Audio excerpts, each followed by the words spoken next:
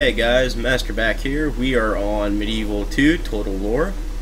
We are going to be starting a new series as on the Grand Campaign. We can choose between England, France, HRE, Spain, and Venice. I think we're going to do England. And the reason I kind of want to do England is because we have better archers than most.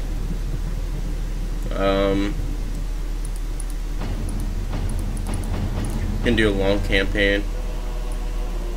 I'm gonna leave all this on normal. No, stay. Leave all this on normal. I know what I need to do actually. I need to change keyboard.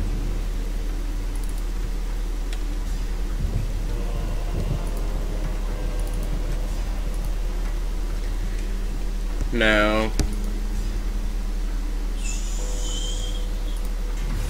need to apply. Okay, now we're going to be starting the Grand Campaign as England on normal, on medium difficulty and medium battle difficulty with a long campaign. England's strengths are they both superb longbowmen and strong infantry, and their weaknesses they field a poor variety of cavalry. Having recently wrestled control of England from the Saxons, many would expect the conquering Normans to be somewhat spent and weakened.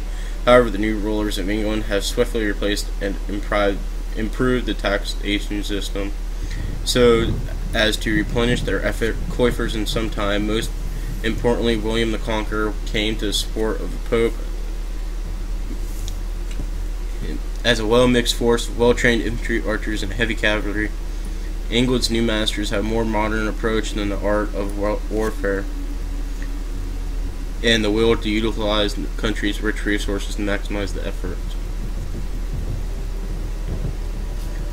The English court may now speak French, but the Normans certainly don't consider their new conquest of French territory. This independence in England, plus the proximity of Normandy to the other lands in French monarchy and considered their own, makes France an immediate and obvious threat to deal with. The even stubborn Scottish also prevent the King of England from having uncontested control of the British Isles. Though they presently face trouble on the multiple fronts, the English are in a rather promising position. The Scots are to the north and isolated from the rest of Europe and should be easy to wear down without a strong ally from the mainland. The French royal forces are more than a match for the armies in Normandy, but they also have enough fronts to deal with right now that they are unlikely to be able to drive them from the continent anytime soon. So, France starts with five provinces, and they kind of expand out extremely fast. They take this province, this province, this province, and this province. Though I've seen Denmark, who is here, actually come down and conquer all of this. They conquer down into here. The HRE usually expands into Italy and other territories. Spain reconquers land from the Moors and usually these provinces. Portugal here, they usually go to war with Spain. Most times I play campaign. In Venice, they always go to war with Byzantium and start expanding this way. But we're going to be playing as England. And I'm going to stop talking and let this cutscene roll. With the Norman conquest and a crowned king came the dawning of a new era for England. Nobles ordered the construction of mighty castles to fortify the realm. To rule this land is a birthright, but to control it requires the courage and skill few possess.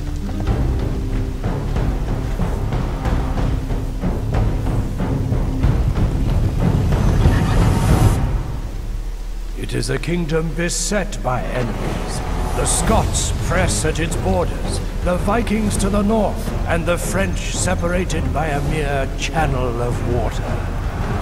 All of the country exists in a state of war, as even the common are called upon for duty.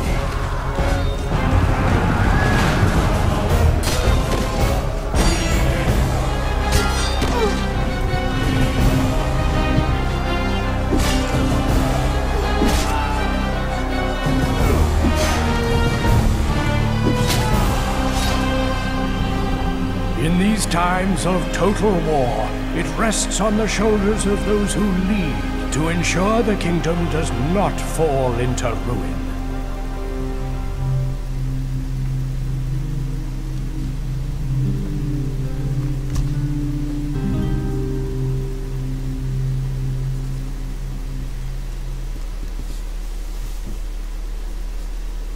So that was a pretty awesome cutscene there.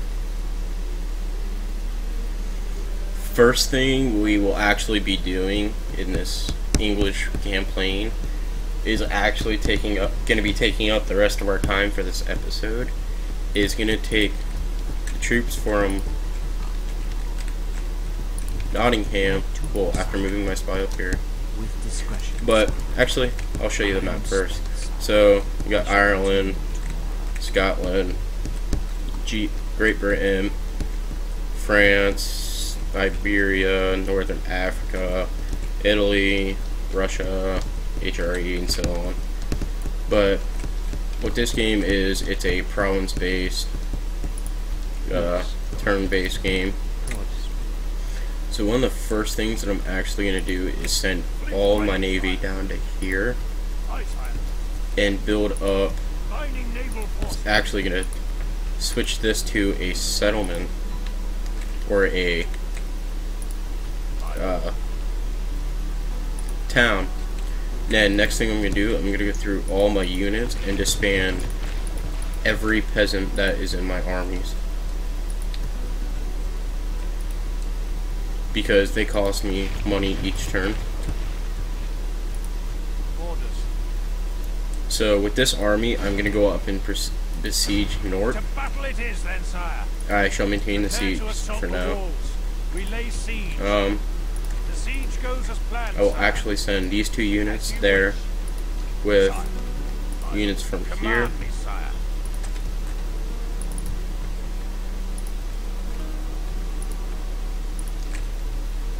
I will recruit 1 more unit there. I will build land clearances there.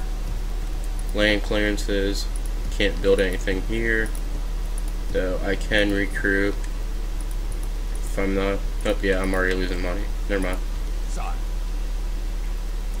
So these units will come back and come up to here. I will send these 2 units with them. 2, 3, 4, 5, 6. So I actually need 1 more unit. I will recruit those. Those units are terrible. Actually, I will give them a unit of mailed knights to take with them.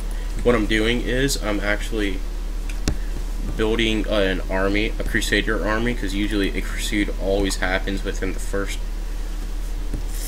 50 turns for I'll show you. So they usually happen for Antioch here, Cairo there, Alexandria sometimes I've seen, and then Jerusalem, which is not on the list for some reason, or I'm just missing it. But usually there's a crusade for, so far I've seen these 2, well, this one and Antioch, mostly at the beginning. But what I usually do is, since Egypt usually owns both of these, I always come down here and I just take Alexandria, and then I make that a base for operations down here, and I just kind of expand out. So what we're going to do now is do the Battle of York. To war, then, sire.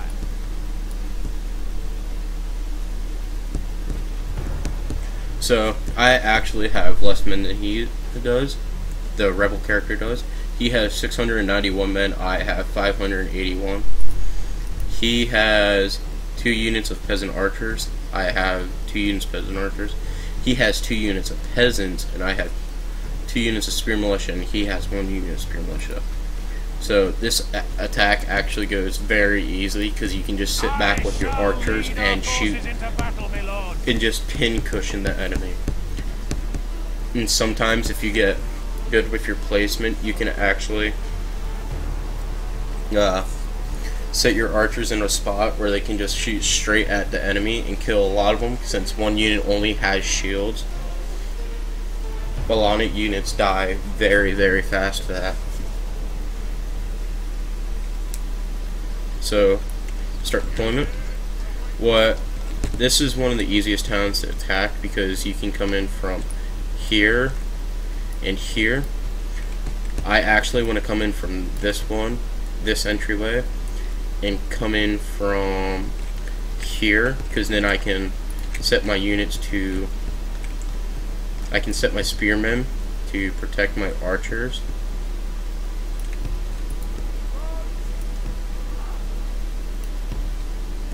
Take that off. Put on guard mode for these guys. Then these spearmen will come over here. These archers.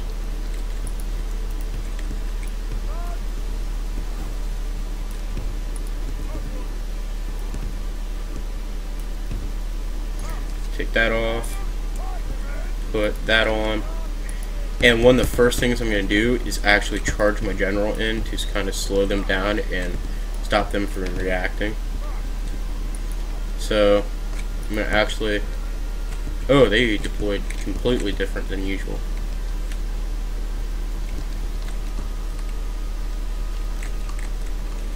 So here's the peasant archer, so that's very easy to take out.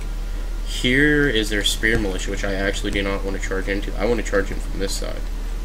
But first things first, I want to get these two units over to here.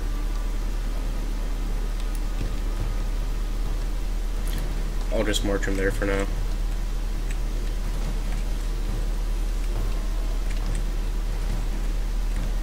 See, I actually want to charge my general into this because this is where the archers are.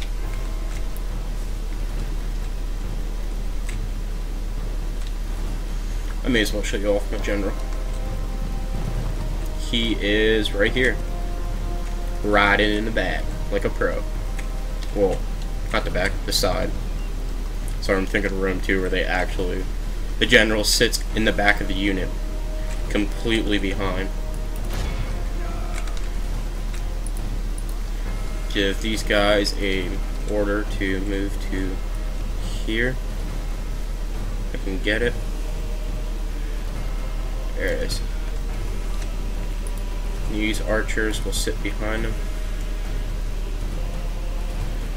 and shoot the living crap out of this area.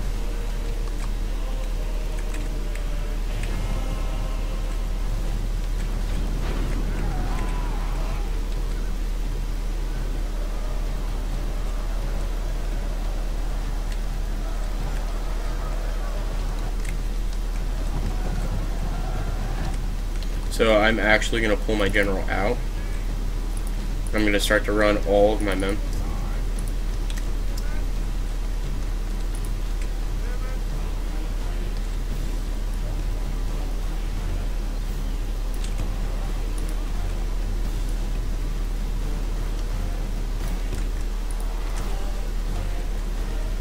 Oops, wrong button.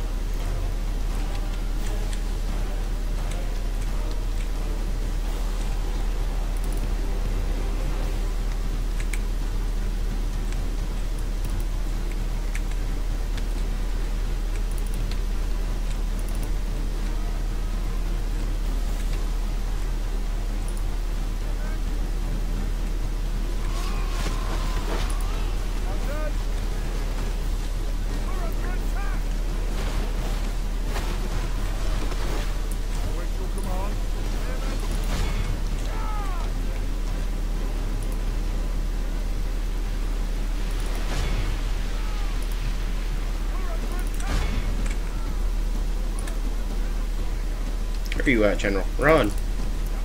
Tub. Jeez, so slow.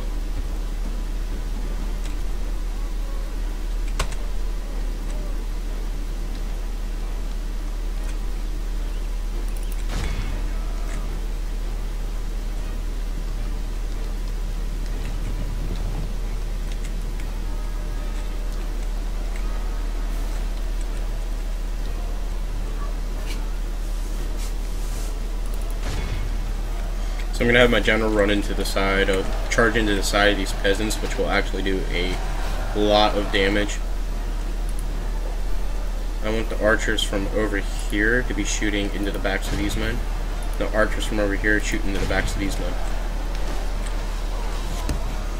So my general just charged into these peasants, and he will start getting a lot of kills from that. Turn off guard mode.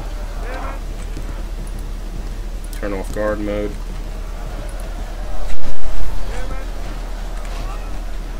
So these spearmen actually have an easier fight because they get to fight peasants.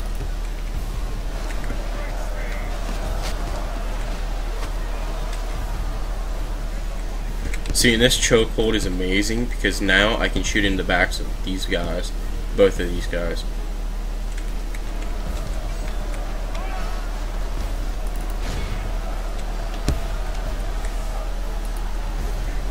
Blow the horn to rally my men. We have 3 minutes left on the video. Hoping I can win this quick. The enemy are badly bloodied. They have lost half their men.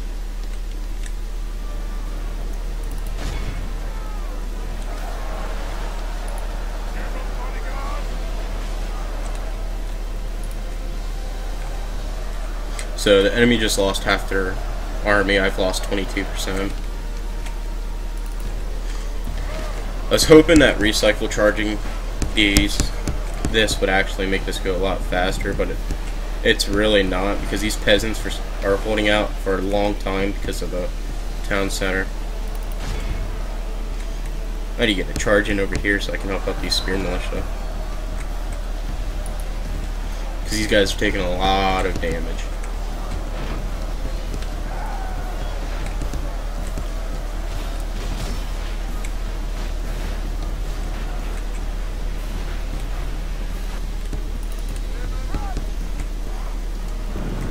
Oh, that's the wrong unit. I meant my general.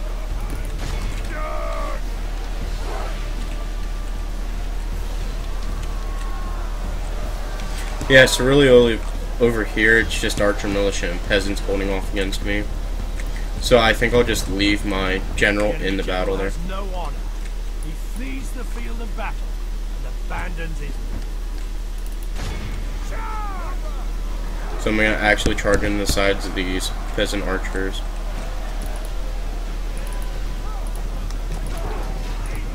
I'm going to actually tell my men to stop firing. We've lost control of the city. Good tidings. Yep, just killed the enemy general. That's nice. Set the base cur to hell.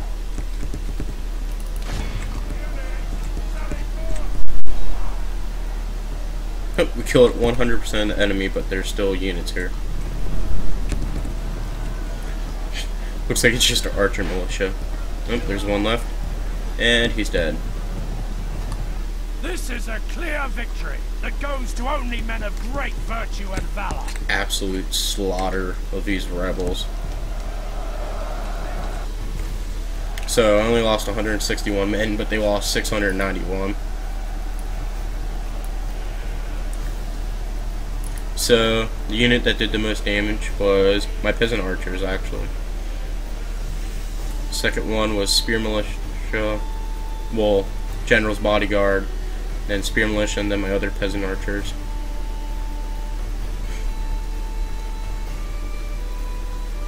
I actually killed quite a number of men. But that was the first episode of our Medieval 2 Total War episode. Hope you guys have a good day. It's Master signing out. Don't forget to leave a like, comment, and subscribe.